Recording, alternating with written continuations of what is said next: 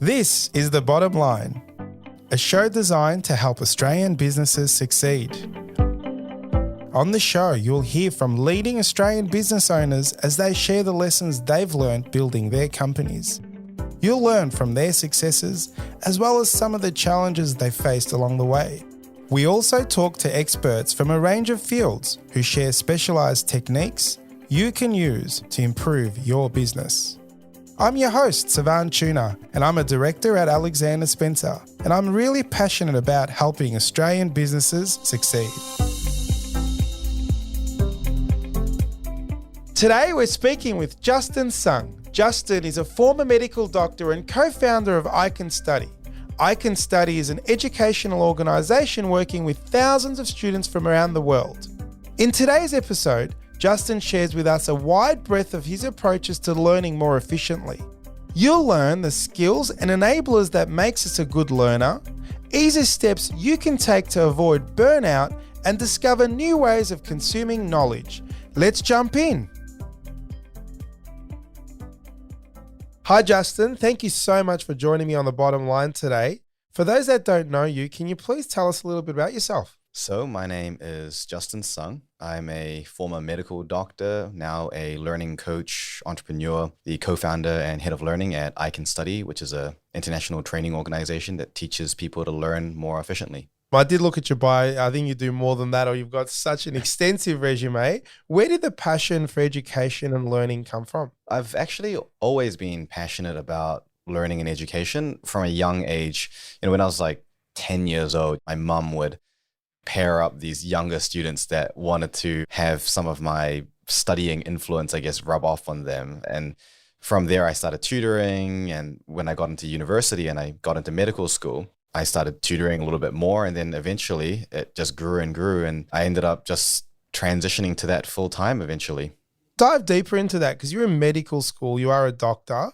What did you study? Was it general medical? What was the... Yeah, well, when you go through medical school, you're studying everything. And then when you work as a doctor, you're working in everything, rotating around as well. So I was a junior. I'd only been working as a doctor for a couple of years in public hospitals, rotating around different departments and things. But then halfway through medical school, that's when I created my first company. It was actually a nonprofit. It was a charitable company based around education. And the idea was, there's all these things that I've learned now in university and through a little bit more life experience that I feel like could have given me such a big advantage if I knew that stuff from when I was 14, 15, 16. And so I thought, why is it that these skills are mostly taught in university or professional life? Is there any reason we can't start teaching that in high school more to get those benefits earlier? So that was my hypothesis, is that we could. So I created a program to try to do that in schools. That's a previous life now. I've learned a lot since then, and that's why now I specialize in teaching just transferable learning skills and attributes. When I was researching and thinking about learning more, I thought, no one's ever taught me how to learn, how to study, how to grasp the concept and actually comprehend something. No one teaches you how to learn. I've got two young girls, a 6-year-old and a 10-year-old. And I just listen to them, just, what they're doing at school, and they teach them stuff, right? Maths, English, writing, reading, but there's no subject on comprehension of learning. So it's really interesting that you got into this field. Is there thousands of you that teach this? It'd be a very select few, I would have thought. So I have to put a bit of a caveat or disclaimer here, because there is a shift in education now. We are trying to teach some of these skills a little bit more. However, the stuff that's being taught is not necessarily taught in a way that is relevant to the real world pressures that students typically face. So there are researchers that produce amazing research in learning science, and I'm never going to be able to come close to that. And there are these teachers that are just sweating, blood tears on the front lines trying to educate. And I'm never going to be that deep in that kind of environment. But I'm able to sit in this position that's directly between them, where I'm able to go deep in the research and deep in the practice at trying to bridge those two things together. One of the things I realized was that a lot of the learning skills that we teach, they're either overly theoretical or overly ideal. And so when students are trying to use this in real world context for their modern day assessments, it doesn't actually hold up. It's not sustainable. So that's one of the things that I recognized early on. So the stuff that I teach is really performance and practice oriented. It's has to stand up to real world pressures, and it has to be deeply rooted in the research. I don't know anyone really that works in the space that I do. If there are, you can certainly count them on the fingers of one hand. Yeah, I would have thought so. So it's just a real niche that you've created, which is fantastic. And hopefully there's more of you, because I think the world needs it, or you've got to create something that's scalable, which we might talk about later. But let's start talking about learning. So amongst many things, obviously your expertise is in learning. You've coached and teach learning. Let's talk about what makes someone not a good learner. Like what are the habits or things that you'll straight away go, that's not good learning skills, or what makes that? So there are learning skills and then there are attributes. And I sometimes call those learning enablers. So for example, you could have someone that's amazing at being able to process information. They've got a great memory. However, if they are terribly procrastinating, then they're not enabled to use those processes. And so if we divide them in these two different areas, a lot of people will think about the learning skills, and they're definitely important for sure. However, what I found is that the learning skills are often less relevant and less important than the learning enablers. These are the things like the mindsets and the perspectives, the time management, the task management, the prioritization, the growth mindset. Because without those, someone that doesn't have good learning skills would never be able to develop better learning skills. This is a problem I have a lot with the current mainstream approach to it, is that we're often very status quo. We sort of say, okay, well, we've got all these learners that don't have some of these skills. Okay, so what are we doing for them? But the conclusion is people with better skills perform better. There's not as much focus in terms of, well, how do we need to develop these skills in the students?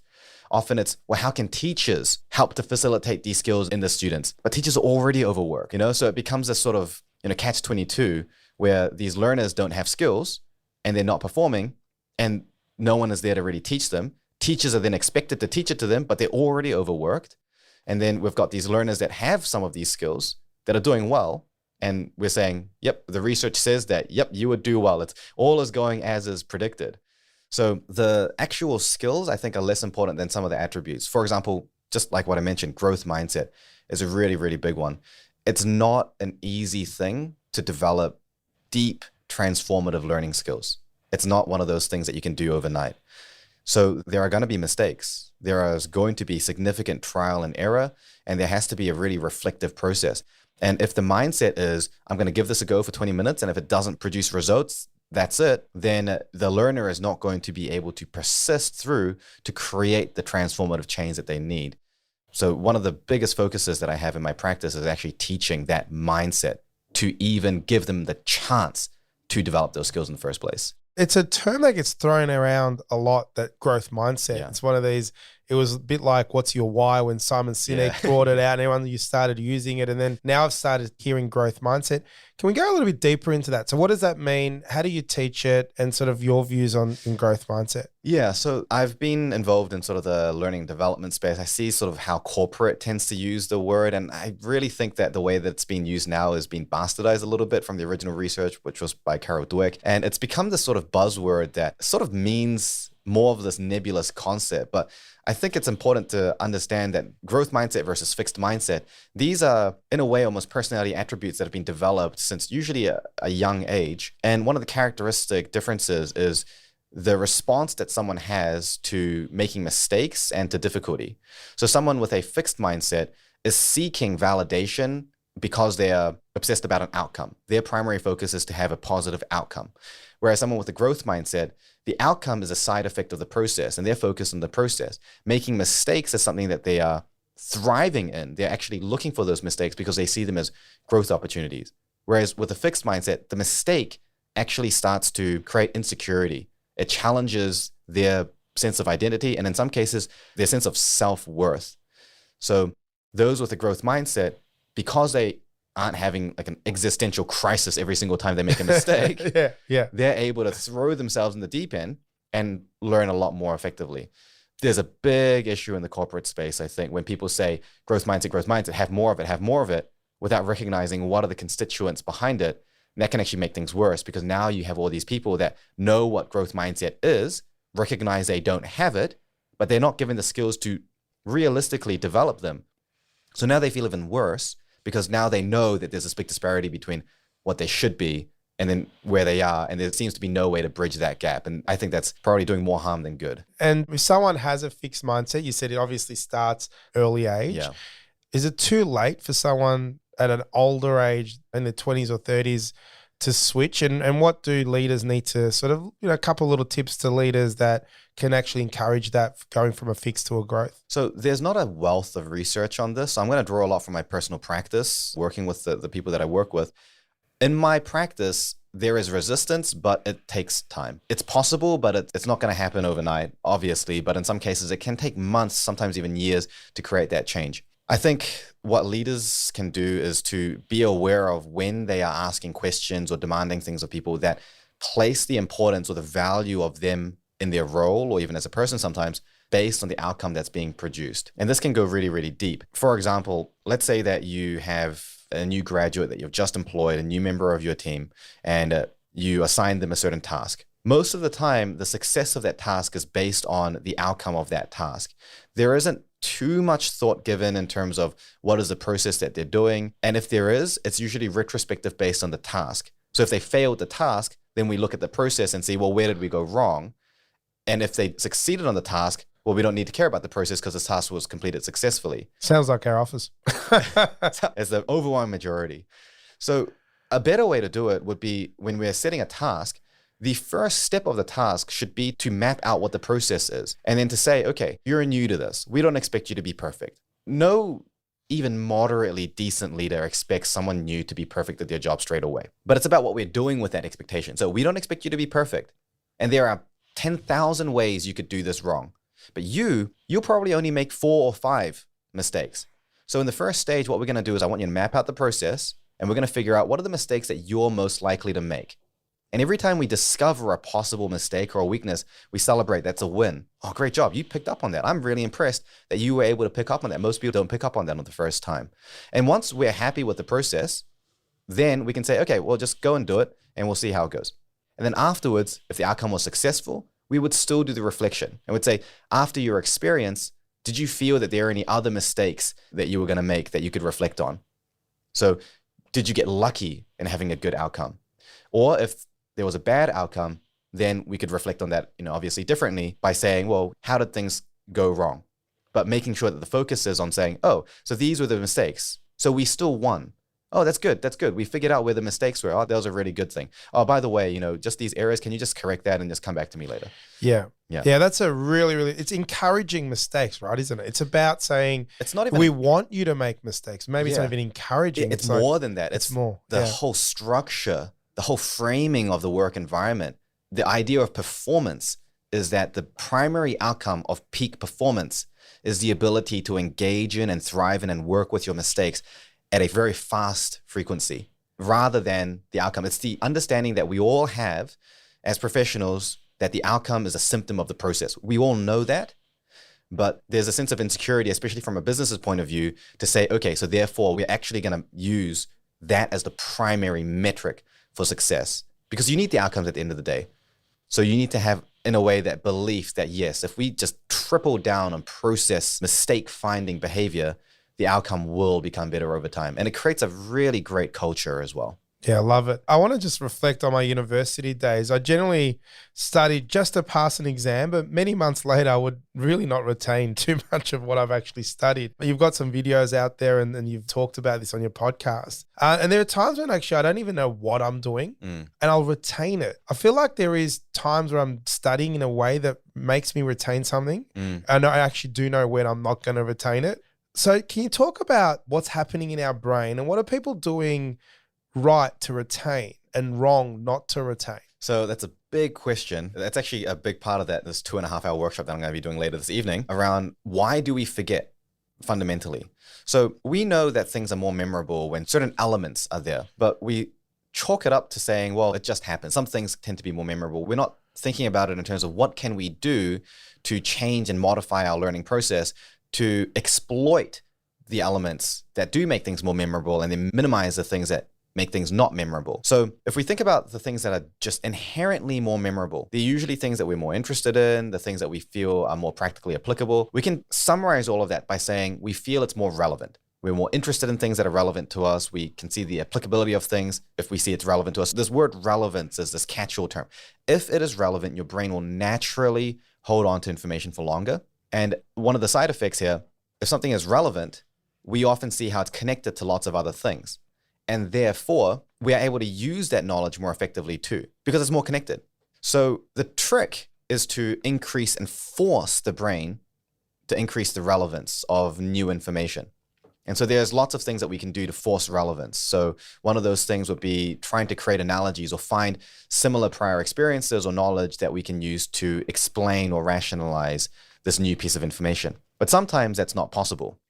So the tricky part is that when we're learning new information, sometimes there isn't prior knowledge necessarily, especially if we're learning a lot of new information. So classic example here, think about sitting your chartered accountancy exams. There's a bulk of new information and you know it is relevant.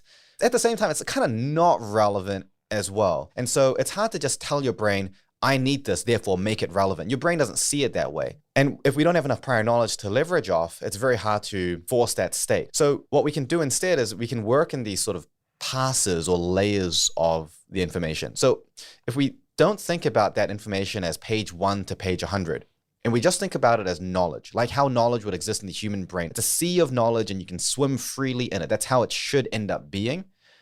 And we just get rid of the idea that it's presented to us in this linear, ordered format. There are going to be certain pieces of information in that big block of what you're studying that are naturally more relevant to you because you just happen to have a bit more prior experience or whatever it is. You could be a competitive swimmer, and this analogy or this framework that's used for taxation somehow reminds you of something that you learned when you were swimming, and you could say, oh, you know what? That reminds me of this thing.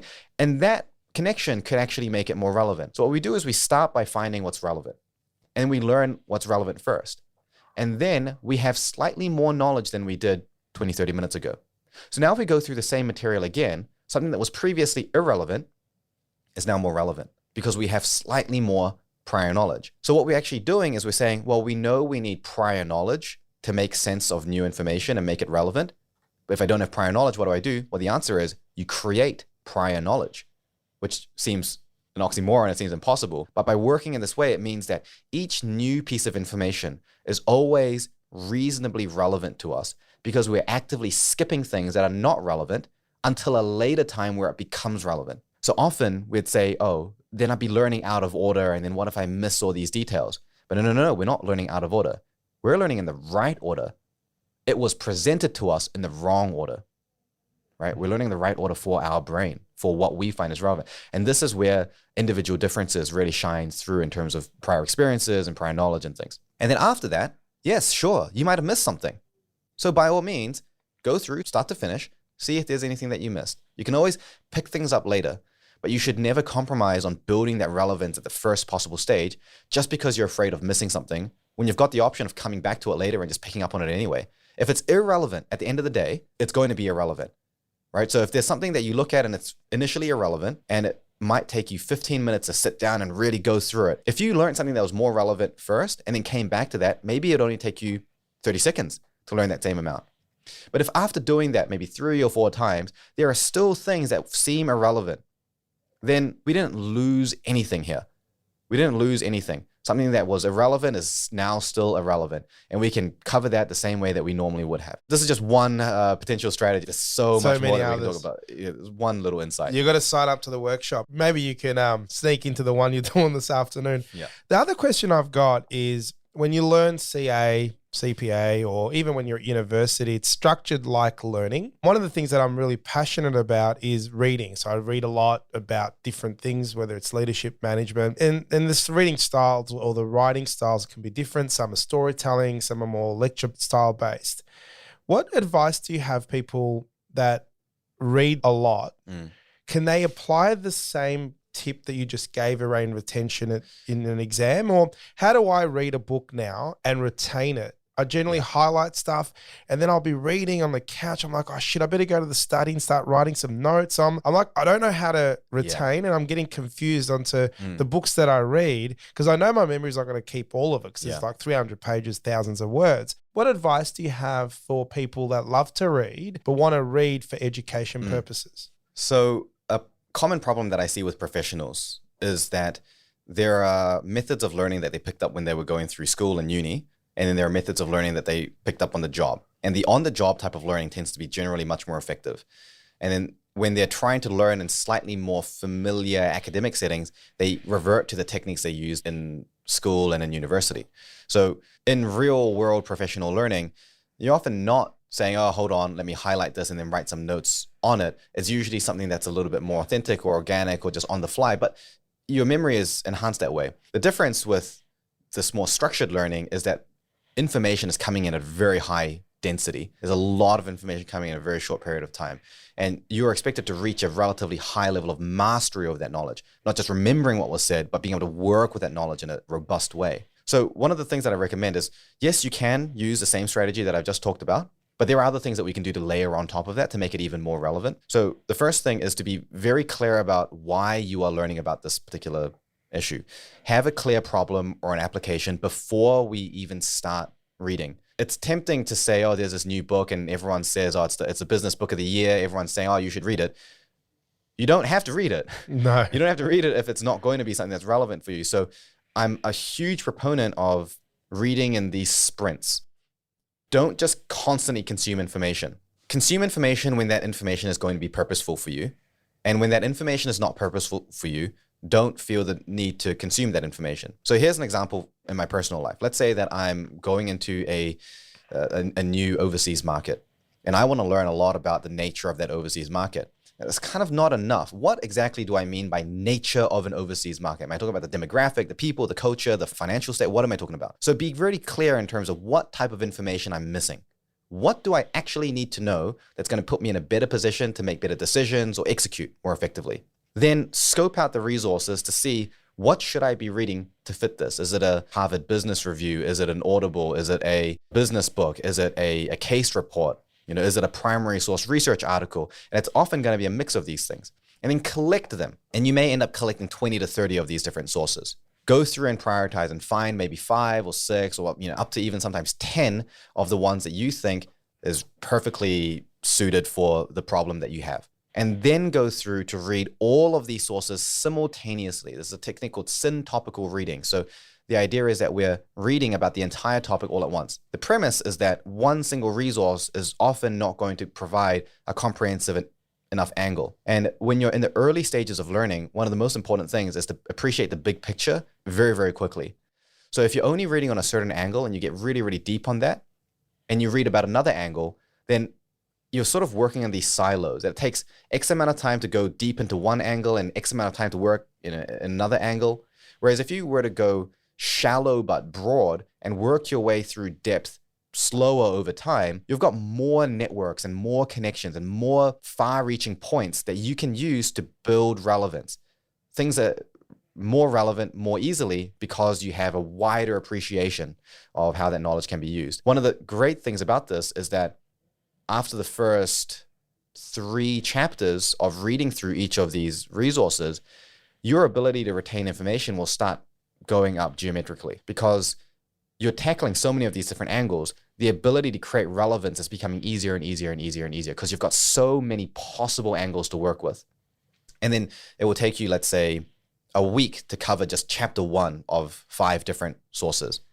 And then it will take you another week to get to chapter 2. And then a week later, you're at chapter 4. And then a week later, you're at chapter 9. And then a week later, you're finished. So the total amount of time it would take to cover the books and cover the resources is roughly the same. But the amount you're able to hold on to is incomparably higher. This is how you can develop deep levels of mastery in a very short period of time. This is how you can be starting a new tech project when you've got a finance background and you can talk to the software developer and you can talk their language and you can manage them ultra effectively, extract maximum value.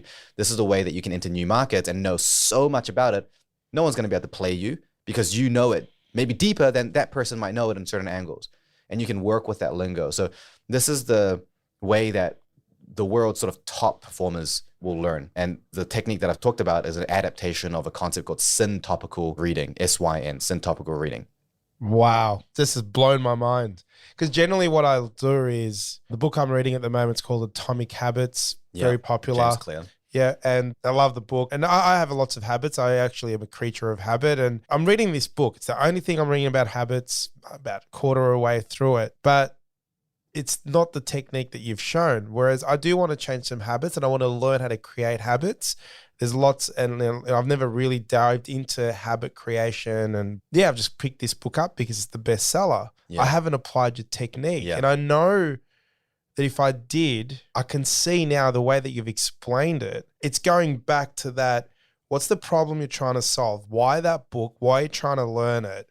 And mapping it out a little bit in your head, and then tackling that in a structured way with, looking at the overarching helicopter view and then applying your technique. Whereas here, I've just picked the book up because I'm interested and I'm up to chapter, I don't know, 6 or something. And yeah, it's pretty slow going, I have to say. And I don't know how much I'm retaining of it yet because I feel like I haven't assessed that until I finish it. Yeah. And it'll be about a month later. I'll be like, no idea what I read.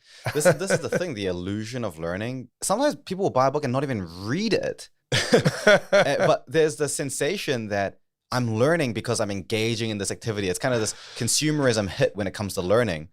And it's even deeper when you say, oh, well, I did read it, but then how much did you retain? And then how much are you able to apply and how deeply can you apply it? So there's often this very superficial outcome measurement of learning where it's, yes, I've covered the content or I flicked through the pages. And that is conditioned to us through the education system, I think.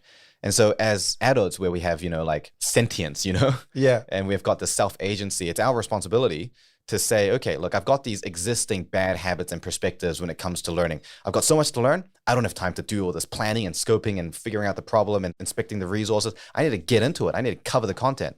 But the idea is that no, if the outcome is to cover content, sure, go into it. If the outcome is to have deep, meaningful, long-lasting learning, it's a much more involved process. I will say though, when it comes to Atomic Habits, because I've read it myself, and then I've also looked at the primary research around habit building, and there's other books and things, and there's a model that I teach in my program as well around habit building. There are a couple of things that James Clear talks about that I think are a little contentious, and there are some angles that he's missing. But by and large, Atomic Habits is probably a rare exception to a book that is written extremely well, that covers a wide range of angles and explains them with a high level of accuracy. It is very uncommon to find a book that will cover a topic which, we say habit building. We say habit building because Atomic Habits was created. Before Atomic Habits, people didn't think about habit building as just a single term. It is a massive field of research. I got to give props to James Clear because it's a very rare exception. So if that's the only book you're reading, you're probably not doing too bad. Okay, so I don't need to go back and scope this out. No, I will take some tips on what you said. I think it'll go back to, I need to define the purpose really, really well. I know there's a few things that I'd like to change in how I approach life, and habits is what I've identified as potentially the solution. So I'll add just one more thing, is that after you've done the sprint of reading, you should have a period where you're not consuming more information so that you can deeply apply what you've learned and you can go and feed that back. So often when you apply it, you'll find more gaps and then you have to go back to that resource. But if you're constantly consuming information, you don't give yourself the chance to consolidate that. So I'll usually read intensively, sort of 20 to 50 different things within a period of a month. And then I'll spend 3 months consuming almost nothing new, but just deeply, deeply, deeply consolidating, going back to the resources and just getting to a point where now that is part of who I am. That's my life. That's my schema. I'm not going to forget that ever. And I can move on to my next sprint. Yeah, I like that because one of the things that happened when I was reading Atomic Habits, like in a quarter of the way through or so, I just want to apply some of the things in the first few chapters. I'm like, I want to put the book down because I'm not wasting time, but it's like I've spent 3 hours to get through the next few pages or whatever it was. I'd rather do, you know what I mean? Yeah. So it's this chicken and egg of, so I think the sprint, get it done, and then apply before you consume something else is great advice. Yeah, and in this case where you're thinking, yep, I'm already getting to the point where I want to apply it, just stop there and just apply. Sometimes some resources are so dense. I find this especially with Harvard Business Reviews. They're really dense. Sometimes I'll read through one page and think, you know what, I actually need to test this in my organization for the next month. And then I'll go back to it. So in some cases, the information source is so dense that you should just practice it straight away. When you get that feeling, I want to practice it, go ahead and do it, especially if it's a skill. Yeah, love it. Thanks for listening to part 1 of this 2-part chat. Join us next episode for the conclusion of this conversation. This is The Bottom Line, a show designed to help Australian businesses succeed. This podcast was produced by accountancy firm Alexander Spencer. At Alexander Spencer, we've been helping business owners realize their goals since 1952. and we play a pivotal role in developing, implementing, and supervising the business goals and strategies of our clients. To find out how we can help your business succeed, head to our website, alexanderspencer.com.au. To make sure you don't miss an episode of The Bottom Line, be sure to subscribe to or follow the show in your podcast app. And while you're there, leave us a 5-star review. It really helps others find the show. I'm Savan Tuna, and we'll be back next episode with more tips to help you transform your business. And that's The Bottom Line.